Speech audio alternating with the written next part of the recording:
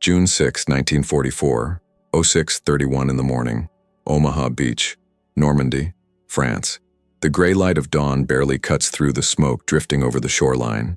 The tide is rising, waves crashing against steel obstacles and the bodies of men who no longer move. Machine gun fire rips across the sand in long, merciless bursts.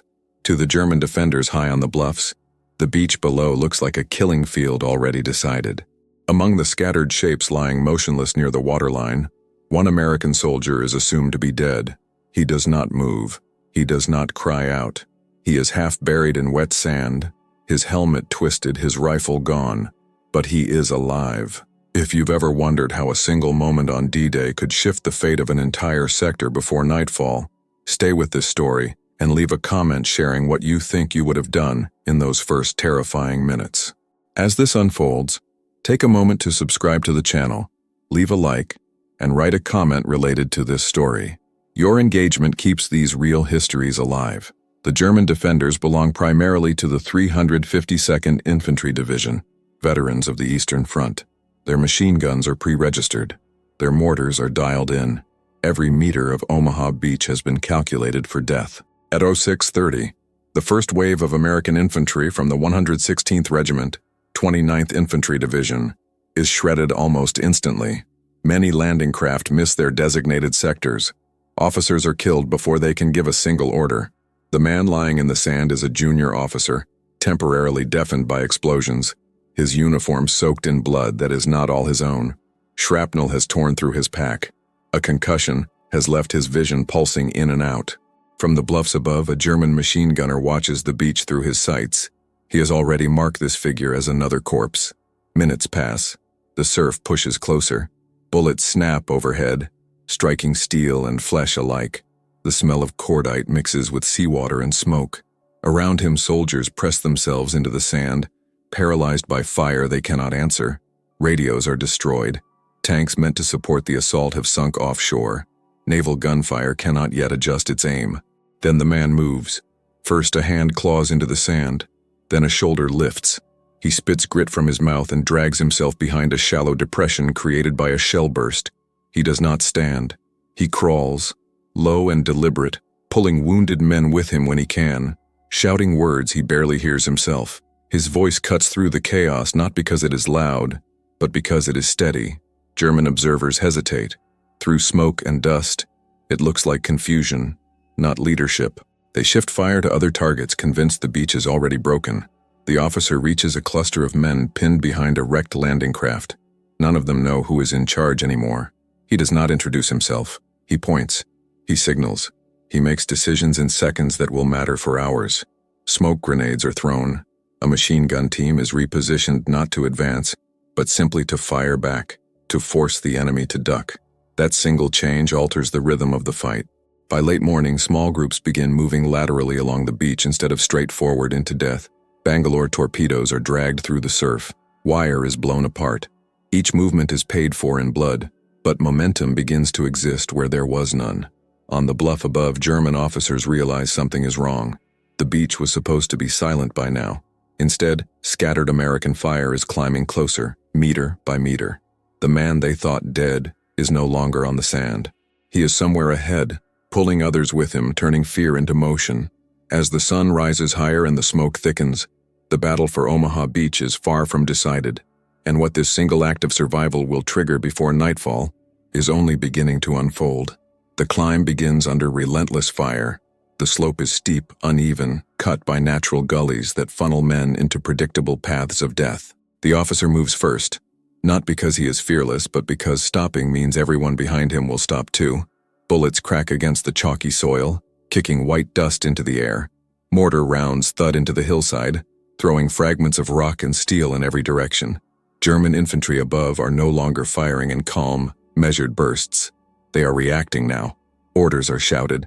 Runners move between positions. The defenders realize that Americans are climbing where no one was supposed to survive. The officer reaches a narrow fold in the terrain, a natural defile partially hidden from direct fire. He signals for men to follow, one by one. Each second feels stretched, unreal. A man slips and slides back down, screaming until another explosion silences him. No one stops. There is no time. At the top of the defile, a German trench line comes into view. It is shallow but reinforced, angled to rake the beach below. A machine gun nest sits slightly offset, its barrel glowing from sustained fire. The Germans inside are focused downslope, convinced the real threat is still on the sand. The officer crawls forward until he can see the whites of their eyes. His hands shake as he pulls a grenade from his belt. The pin feels slippery, almost alive. He waits for the exact moment when the machine gun pauses to reload. Then he throws. The explosion is concussive in the confined space. Earth collapses inward. Shouts turn to screams. The machine gun falls silent. Almost immediately he is on his feet, firing into the trench, not with precision, but with urgency. Men behind him surge forward, their fear overridden by momentum. The Germans are stunned, not defeated. A counterattack forms within minutes. Rifle fire erupts from a second position farther inland. Tracers cut through the smoke. One American is hit in the chest and drops without a sound. Another keeps firing with one arm hanging uselessly at his side. The officer moves again, never staying in one place long enough to be targeted. He shouts directions, pointing men toward cover, ordering suppressive fire, forcing structure onto chaos. There is no grand plan, only adaptation. Every decision is made with incomplete information, under fire, with lives hanging on instinct. By early afternoon, the breakthrough widens. What began as a handful of men becomes dozens, then more. Engineers reach the bluff and begin clearing paths for vehicles. Naval gunfire finally adjusts, shells screaming overhead and slamming into German strongpoints farther inland. The sound is deafening, but for the first time it feels like support instead of background noise. German resistance stiffens. Snipers appear. Mortars drop with increasing accuracy. A shell lands close enough to knock the officer off his feet. He lies still for a moment, stunned, his ears ringing. For a brief second, the battlefield blurs and it would be easy to stay down again, to let someone else take over. But he pushes himself up. Word spreads among the Americans, not by radio, but by sight. Men see movement where there was none. They see Germans falling back, positions abandoned. They see that the beach behind them is no longer the only direction that matters. The tide of the battle, slow and brutal, begins to turn. As afternoon drags on and shadows lengthen, German commanders understand that Omaha Beach has not broken the invasion. Instead, it is bleeding them dry. The man who rose from the sand is still moving, still directing, still alive. And what he helps set in motion before nightfall will decide whether the Allies hold this ground or are pushed back into the sea. By mid-afternoon, June 6, 1944, the battlefield above Omaha Beach has transformed into something barely recognizable from the slaughter of the morning. Smoke hangs low among hedgerows and shattered bunkers. The air smells of burned powder, damp earth, and blood. German defensive lines, once rigid and carefully planned, are now fractured into isolated pockets, each fighting without a clear picture of the whole. The officer moves through a captured trench, his boots slipping in mud mixed with debris. He pauses only long enough to check on men who are still breathing, to point others forward, to redirect fire toward a farmhouse, now serving as an enemy observation post. There is no pause for reflection. Time has collapsed into a continuous present where survival depends on motion. German counterfire intensifies. A group of infantry from a nearby reserve unit advances cautiously through a sunken lane, rifles raised, trying to retake the high ground overlooking the beach exits. Their faces show exhaustion and disbelief. They were told the Americans would be stopped at the water. Instead, the enemy is now behind positions that were supposed to be secure. The first exchange is brutal and close. Shots echo sharply between the hedgerows. Men fire from kneeling positions, barely aiming, reacting to movement and sound. A grenade lands short, showering both sides with dirt and fragments. One American goes down clutching his leg, screaming for help that cannot come yet. The officer crawls forward again, using a shallow ditch for cover. He spots a German machine gun being set up at the bend in the lane. If it gets firing, it will cut off the entire advance. He signals 2 men to flank left, another to keep the enemy's heads down. His gestures are quick, economical. There is no speech, no encouragement, just clarity. The flanking movement works. The machine gun opens fire too late. A grenade rolls into position, detonating with a dull, heavy blast. The lane falls silent except for the ringing in men's ears and the ragged breathing of survivors. By late afternoon, American engineers reach the inland side of the bluffs.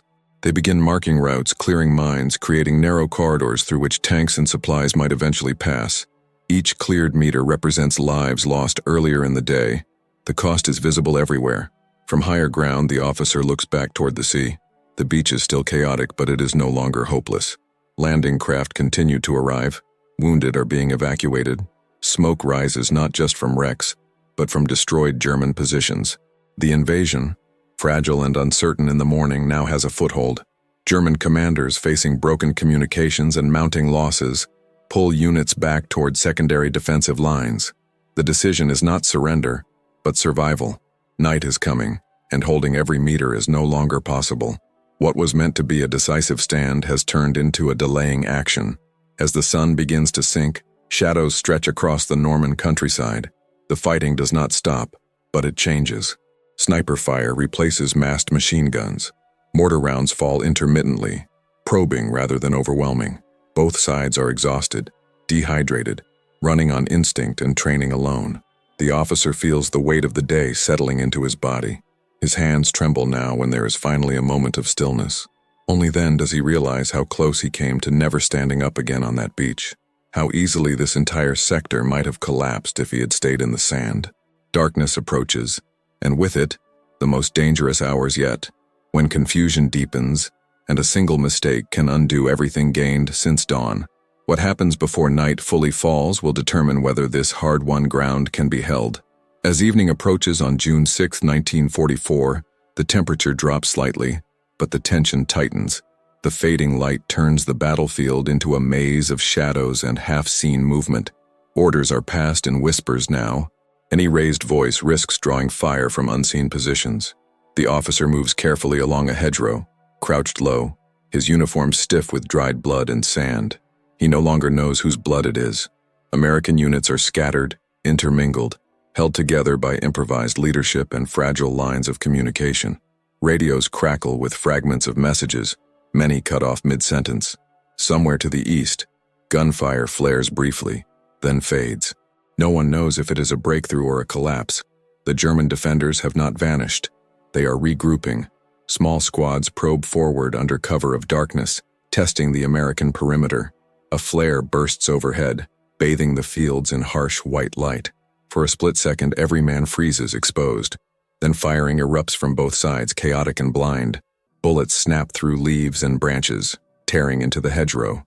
The officer drops flat, presses his face into the dirt, and waits for the flare to die. When darkness returns, he is already moving again. He crawls to a shallow depression where a group of men huddle, shaken. One has lost his helmet. Another is clutching an empty rifle, his ammunition gone. The officer redistributes what he can, making impossible choices without hesitation. A German patrol stumbles too close, emerging from the gloom barely 20 meters away. There is no warning, no shouted challenge. The exchange is violent and immediate. Muzzle flashes strobe the darkness. A German soldier falls forward, almost tripping over the officer's position. The smell of cordite and fresh earth fills the air. When it ends, there is silence again, broken only by labored breathing.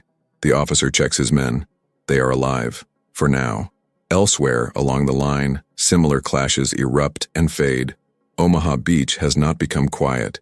It has become tense, coiled, waiting. Both sides understand that night favors movement and surprise, but exhaustion limits ambition. The Germans lack the strength for a full counterattack. The Americans lack cohesion for a major push. Still, the ground holds. By late evening, more organized American units begin to link up. Defensive positions are strengthened. Fields of fire are established. Engineers work by touch as much as sight, clearing paths and marking minefields with improvised signs. The invasion is no longer balanced on the edge of immediate failure. The officer finally allows himself to stop moving. He leans against a tree, slides down, and sits in the dirt. His hands shake uncontrollably now. The adrenaline drains away, leaving pain and fatigue in its wake. Around him, men do the same, slumping where they stand, staring into nothing. Somewhere behind them, the sea continues to deliver men and material. Somewhere ahead, German forces are pulling back, preparing for what comes next. The officer does not know it yet, but his actions have been noticed. Not celebrated, simply recorded, passed up the chain, as one of many fragments explaining why Omaha Beach did not break. Night fully settles over Normandy, and with it comes the realization that this day, which began with him half buried in the sand, assumed dead, has not ended the battle, but has changed its direction forever. By the early hours of June 7, 1944, as the sounds of sporadic gunfire fade into the distance and the Normandy countryside settles into an uneasy calm, the reality becomes clear. Omaha Beach has held. What began at 06:31 on June 6, 1944, with a single man lying motionless in the surf, presumed dead by the enemy, has ended with a secured foothold that ensures the survival of the entire Allied invasion. The officer who rose from the sand does not see himself as a turning point, yet his decision to stand, move, and lead under impossible conditions rippled outward, enabling others to do the same. The Germans, confident the beach would be a graveyard, are now retreating inland, their Atlantic wall breached not by overwhelming force but by persistence under fire. Before nightfall, the tide did not turn because of strategy alone, but because one man refused to remain still, proving that in war, history can pivot on a single breath taken when death seems certain.